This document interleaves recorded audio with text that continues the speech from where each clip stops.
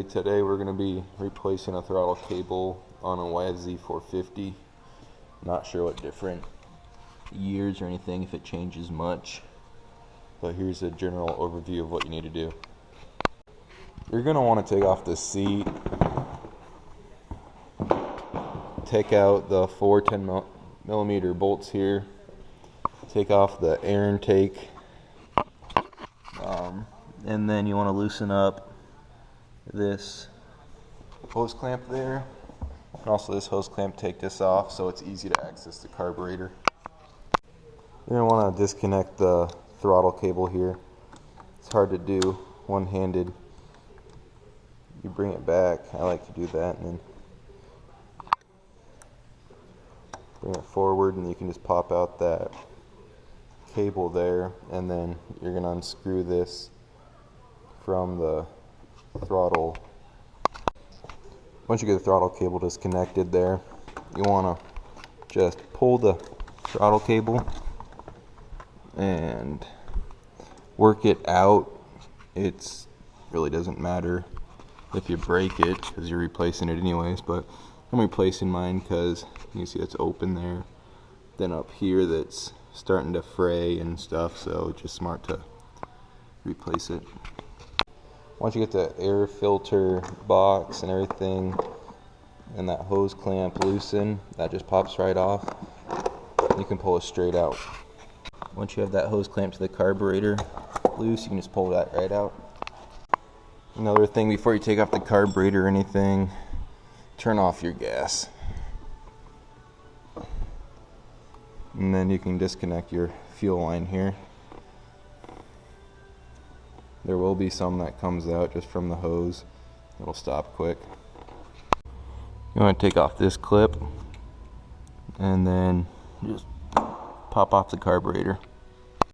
Once you have your carburetor off, you want to loosen up that Phillips screw right there to drain the bowl of fuel. Once you have your fuel drained, you're going to want to take out these 3 Allen screws. Now, since you got the cap off, you're going to want to take this throttle cable with like an Allen wrench or something, leave it around, and you're going to pop off this brass plug. When you take out the brass plug, you pull back and out, and then you got your throttle cable, and then you just get this threaded out, and then you insert your new one. Okay, once you got that unthreaded, you simply insert your new cable in and you screw it on, and then you simply reinsert that into the brass plug and you reconnect it. When you have your new throttle cable up through the frame, through the correct spots, put it all the way in so you can grab that nipple, then put it in the throttle. When you put your intake back on, make sure you get this breather hose here from the carburetor back on. Make sure you don't forget to tighten up that bowl drain plug. When you put a new throttle cable on, it's gonna be a little bit tighter than the one you had on since it hasn't been rode at all.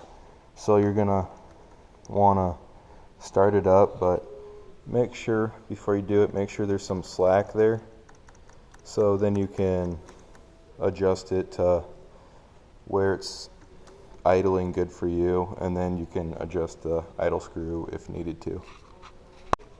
Then give it a test fire.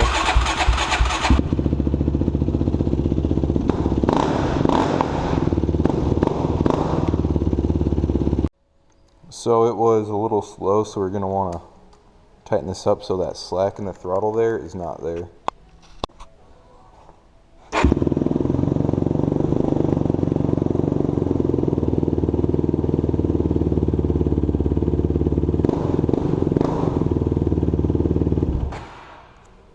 Then once you have it there, lock that screw down, make sure that that's snug, and then put the cap back on, and then you're done.